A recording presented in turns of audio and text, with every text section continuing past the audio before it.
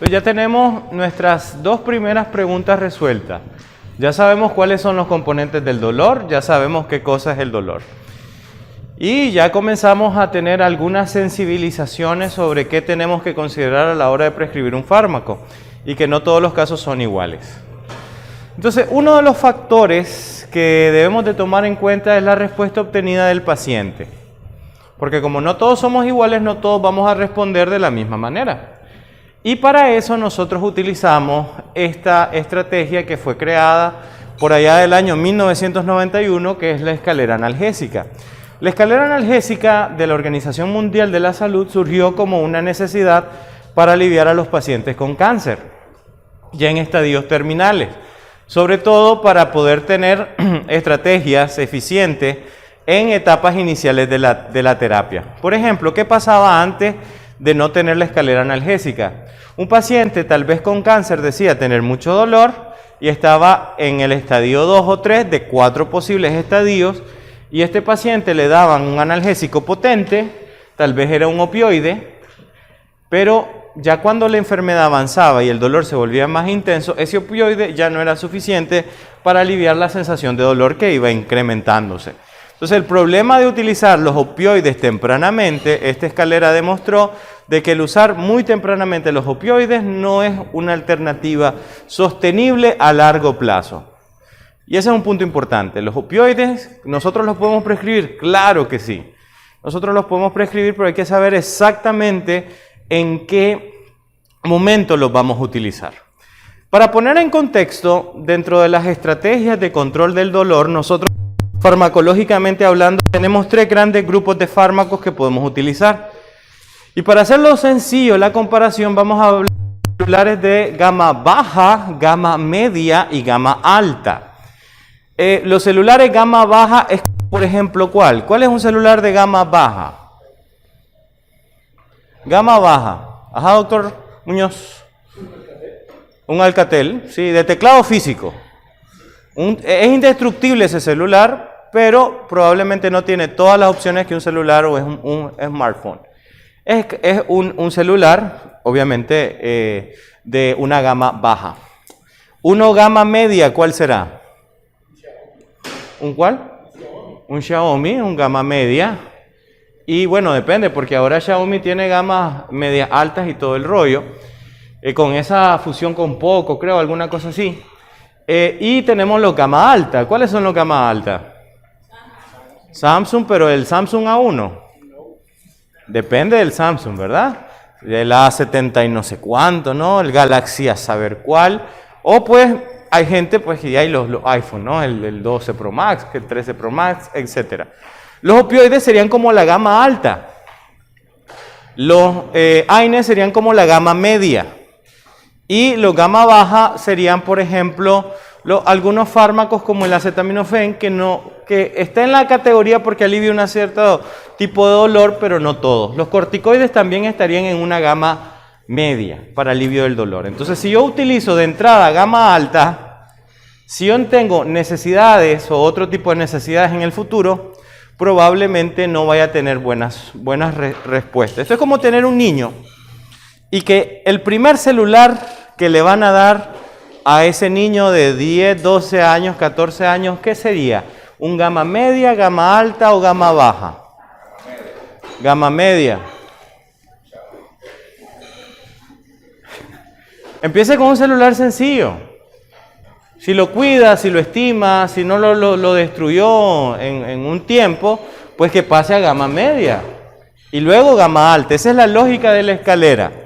Empezar con lo más sencillo y terminar con lo más complicado. Vamos a hablar del caso de, estas son experiencias de un presentador. En el año 2019 lanzó al mercado Menarini, lanzó el famoso Enantium Plus, como usted le quiera llamar. ¿A quién les llegaron a visitar y entregar muestras médicas de Enantium Plus? Ok, perfecto. Ahí está la mercadotecnia y el marketing funcionando. Ahora, ¿qué tanto lo usan? Poco. ¿Pero por qué? ¿Qué pasó? ¿Por qué no lo usaron? Si no me quieren decir todavía, yo les voy a comentar.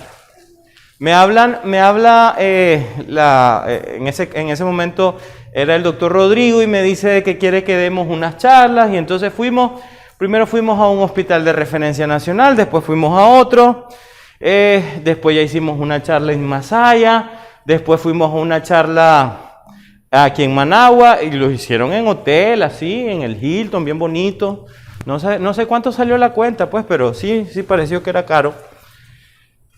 Y en cada charla que daba, había un doctor que hacía esta pregunta, en medio o al final de la charla, y hace el comentario: yo no lo uso porque eso casi mata a mi paciente. Qué feo se siente eso, que estén promocionando un producto y los usuarios digan eso. Entonces, y es como que a mí no me vean, yo estoy hablando de qué opciones hay, estoy diciendo dónde calza esta opción y cuál es el principal problema. Porque este fármaco no fue el boom en ventas como sí lo sigue siendo Enantium, por ejemplo, de su misma marca. ¿Por qué? ¿Por qué no tuvo tanto éxito el Enantium Plus? Cuéntenme ahora desde su experiencia. Por los efectos adversos. Ok, por el efecto opioide que tiene. Ahora, ¿cuál es el problema? ¿Por qué los fármacos estos no funcionaron muy bien? Porque el laboratorio quiere vender sus unidades. Y la manera de vender sus unidades es siendo masivo. Pero la masividad no es buena porque no se está respetando esto. Y seguramente a usted le llegaron a decir de que usted iba a usar eso después de hacer una extracción compleja, una extracción de una tercera o 2/3, una endodoncia muy dolorosa, una pulpitis, pero era después del operatorio. ¿O me equivoco? Sí le decían, ¿no? Después de que usted haga un procedimiento, mándele el opioide con el AINE combinado. Y ahí es donde estaba el problema. Porque la tolerancia a los fármacos también es incremental. Yo tengo que partir de lo más bajito para poder ir poniendo las opciones siguientes. El Enantium Plus, o Plus como le quieran llamar, es útil siempre y cuando ustedes ya hayan avanzado en algunos peldaños de la escalera. Usted ya usó ibuprofeno, usted ya usó diclofenac, usted ya usó dipirona y no le está dando resultado. Entonces usted ya pasa a otro tipo de terapia, pero no va a iniciar una terapia con este tipo de opciones de entrada. Uno, porque los pacientes no todos lo toleran, y otro es las indicaciones, porque de repente solo la única condición es hacer un procedimiento quirúrgico invasivo, manda esto. Pero no en todos los casos es así. Así que se tiene que evaluar cada caso. Así que la generalización del caso es el problema en ese tipo de aspectos. Ahora, ¿para qué me sirve la escalera analgésica? ¿Para qué me sirve la escalera analgésica? Doctora, ¿cuántas blusas tiene usted? Yo sé que es difícil. Ni me acuerdo. Un montón. Un montón. ¿Y por qué tiene tantas? Esa es la misma pregunta que hago yo. Ok. Ya estamos tratando de resolver. ¿Usted sabe, doctor, cuántas camisas tiene la doctora? ¿Ah? ¿Cómo? Exacto. Como las mismas, no es opción. Ah, la doctora. Entonces en esta Navidad ya sabe qué no va a comprar. Ya sabe qué no va a comprar en esta Navidad. Yo digo que eso es buen ejemplo porque, o sea, sí uno pues usa lo que como médico, pues, usa lo que le funciona o lo que ve que la mayoría de los pacientes le cae bien. Claro. Por ejemplo, si yo tuve una experiencia con la Enantium Plus, por ejemplo, a mí la Enantium Plus me cae re bien. Y después de unas horas me siento yo como que todo el mundo es pura felicidad. No sé si por el efecto de ambos. Y sí, con dolores fuertes, yo me lo tomo en caso de migraña y del dolor, más que la medicina. Pero también hay pacientes que sí me dio temor porque a una paciente porque le dio una reacción alérgica, pues de ahí es como que le tengo más temor hay que tener más cuidado. Porque no me ha dado ningún tipo de susto. Y sobre todo porque es un fármaco que, como por ahí que también dijo el doctor Muñoz, no mucha gente lo ha usado. Entonces no tengo una referencia. Es como cuando, yo no sé si les pasa a ustedes, pero un paciente que, bueno, llega por una extracción dental, así, es un resto radicular, y mire, antecedentes con anestesia, nunca me he sacado un diente. Y los dientes de leche, le dice uno, no, así en lenguaje coloquial, así me los sacaba mi mamá. ¿Y nunca le han puesto anestesia? No. Son los 5 minutos de más angustia que tengo, los primeros después de inyectarle la lidocaína o la procaína, o perdón, no la procaína, sino que el anestésico local que haya decidido usar. Porque la verdad es que no puede pasar. Y si no sabían, los primeros 5 minutos después de colocar la anestesia a su paciente, si su paciente no sufre un ataque respiratorio o un shock anafiláctico, o en otras palabras, si en los primeros 5 minutos no se muere, ya no se va a morir. Así, es un tip importante. Por eso yo me acuerdo que mis doctores de cirugía me decían, le colocas la anestesia al paciente y te quedas ahí 5 minutos. Nunca te vayas a tomar un café o esperar que la anestesia le haga, ¿no? Ya 5 minutos ya pasaron, ¿cómo se siente bien? Sí, anda, tómate todo lo que querrás, pero en los primeros 5 minutos quédate ahí. Porque el shock anafiláctico va a aparecer en los primeros 5 minutos. Si hiciste una inyección intravascular, ahí vamos a reaccionar de forma bastante pronta. Después puede haber alergia, pero no se va a morir. Y eso es lo importante, ¿no? Entonces, ese tipo de preocupación también me genera. Entonces, la escalera analgésica sirve para tener opciones. Y cuando yo elijo la opción de un fármaco en sí, yo debo de pensar que hay 2 escenarios. Que funcione, pero que no funcione. Porque hay personas, y vamos a decirlo así, que han tenido otro tipo de experiencias psicodélicas. Vamos a dejarlas así. Y algunos pacientes pueden responder de alguna manera a una terapia y otros no. Yo le confieso, a mí pasó lo mismo, doctora. La primera vez que tuve el tramadol con la combinación esta, me tomé la mitad para ver qué pasaba. ¿Pero por qué? Porque yo me acuerdo una vez que fuimos a un laboratorio en México, era una sucursal de Pfizer para la elaboración de midazolam, vimos todo el proceso de elaboración del midazolam y nos regalaron unos frasquitos. Y entonces, sabiendo que sirve como un anticonvulsivante, es un sedante potente, dije yo, bueno, no le puedo decir mi peso, pero estoy en la línea, vamos a decir así, en un mundo así, para no decirles en ese momento, 1.83, digo yo, ¿qué me van a hacer 3 gotas de esto? ¿No? Y me las tomé un sábado en la noche, antes de dormir, y me levanté hasta el día siguiente a las 11 de la mañana y es como que acababa de terminar una borrachera. Así que uno no sabe los alcances de los fármacos y los efectos, y a veces uno no es una buena métrica, porque como pueda reaccionar yo, no va a reaccionar las otras personas. Así que yo tengo que buscar más bien en los ensayos clínicos y los valores de evidencia que puedo tener para usar mejor una de las terapias. Entonces, cuando tengo dolor frente a algún tipo de situación odontológica convencional, yo siempre tengo que tener 3 opciones. Y eso es lo que me dice la escalera analgésica. Pensar de que el dolor lo voy a aliviar con una sola opción, no. Y a veces pensamos de que, bueno, ¿cuál es la lógica de esto? La opción A, la B y la C van en relación de potencia. Esta es la menos potente, esta es la más potente. Ah, ¿para qué perder el tiempo y voy con lo más potente? Perdón. ¿Por qué me voy con lo más potente? Pero puede que no sea lo mejor, como lo hablamos antes. Y por eso en Antium Plus no ha sido el éxito en ventas como se esperaba. Yo no sé ustedes, pero busquen el catálogo de Enantium Plus en España y no lo van a hallar. ¿No les parece eso algo curioso? Porque es solo Latinoamérica. Seguramente porque ahí hay una legislación donde la venta así tan libre de este fármaco con los efectos narcóticos de los opioides y el gravísimo problema de los opioides en Estados Unidos hace que su uso así tan libre sea un peligro para la sociedad. ¿Ya? Así como dijo la doctora que se sentía en el mundo feliz. ¿Ya?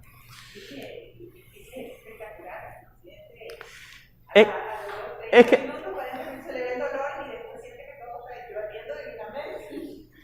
Claro, pero la condición... Lo malo es que después uno se vuelve como adicto. Ya sabe que yo, y me pasa a mí, cuando yo siento que ya me entra una migraña o algo en mis días así, yo sé que ese es el analgésico que tengo que tomar porque es el que me llega.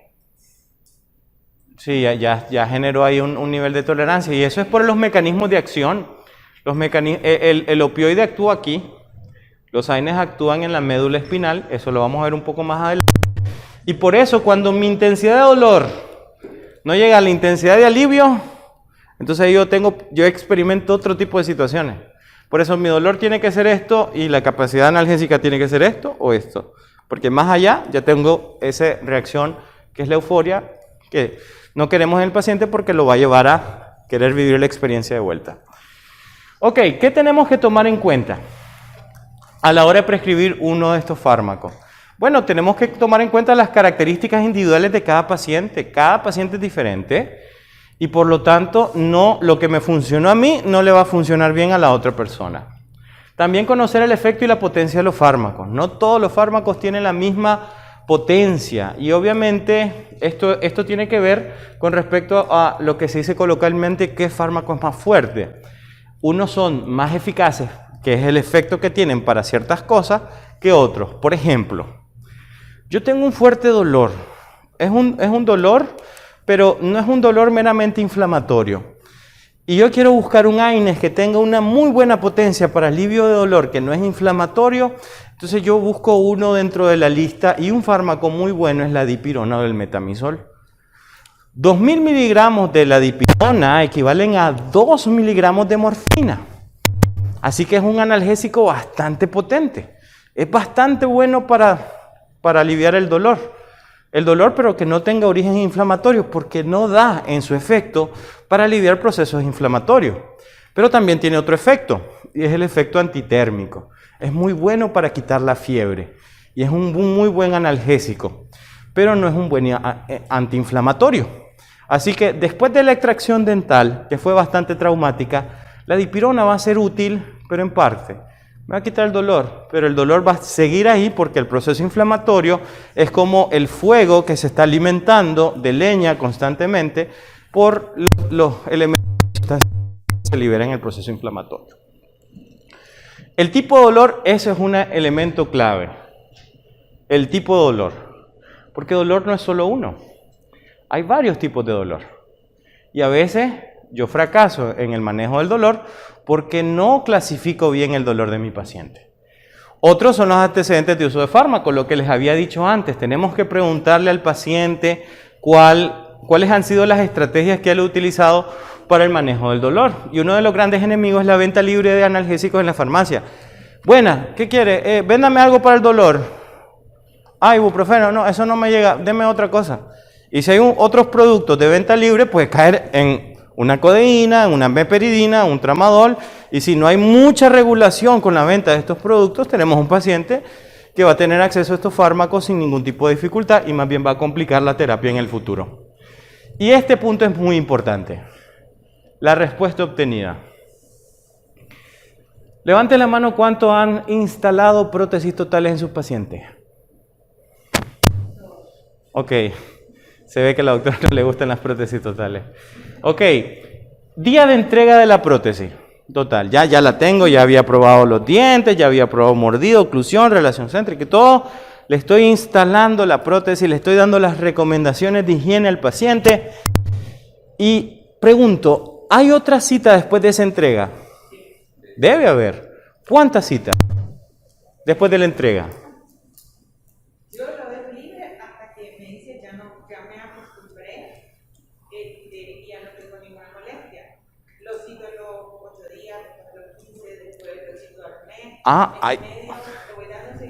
Exacto, hay seguimiento. Porque ¿qué pasa? ¿Qué pasa con un paciente con prótesis total que no tiene seguimiento? Ese paciente que si usted no le da seguimiento puede regresar a los 3 meses. Mire, esto no me sirvió. Porque es que me lastimaba siempre aquí. Pero que usted no vino a las citas control, o tal vez yo no le dije que viniera. Eso mismo pasa cuando inicio una terapia farmacológica. Yo tengo que ver cómo es la evolución. Y muchas veces hacemos una receta, nos vemos, se perdió el paciente, es su problema. Y a veces el paciente reclama y les dice, mire, no me sirvió, y ahí me doy cuenta que mi terapia no fue exitosa. Entonces, ¿qué les recomiendo yo? Que ustedes le den seguimiento a la terapia. Y esto tiene un especial interés en lo siguiente. Si su paciente tiene una receta médica de un fármaco que ustedes decidieron usar y ese paciente no tuvo la respuesta obtenida, ese paciente tiene dos caminos. Preguntarle a alguien más, que puede ser otro doctor, o puede ser lo que sería la muchacha, la persona que esté en la farmacia, o simplemente descontinuar el tratamiento. Y no me conviene. No me conviene que un paciente descontinúe el tratamiento. ¿Por qué? Porque puede haber complicaciones, puede haber exacerbación de su estado. ¿Y quién es el responsable? Adivinen. Yo. En cambio, si yo lo llamo y le digo, mire, ¿qué tal? ¿Cómo sigue con su dolor? Que no sé qué. Fíjese que no se me ha quitado. Véngase para acá entonces. Es nuestra responsabilidad también. Entonces, darle ese seguimiento es algo a lo que no estamos acostumbrados. Pero ahora es súper sencillo. ¿Cuánto les toma mandar un mensaje de texto? Hola, doña Juana, ¿cómo sigue? ¿Qué tal le cayeron las pastillas? ¿Todo bien, doctora? Gracias a Dios. Ah, bueno, perfecto. Cualquier cosa me dice. 1 minuto de su vida menos 35 segundos. Pueden ver un capítulo entero de La Casa de Papel. Le ponen pausa, en ese minuto lo mandan. De repente dice Juana y se acuerdan de su paciente y le mandan ahí el mensaje a la persona para saber cómo sigue. Pero no nos olvidemos de ellos. Al final, pues ellos son una parte muy importante de nuestra práctica.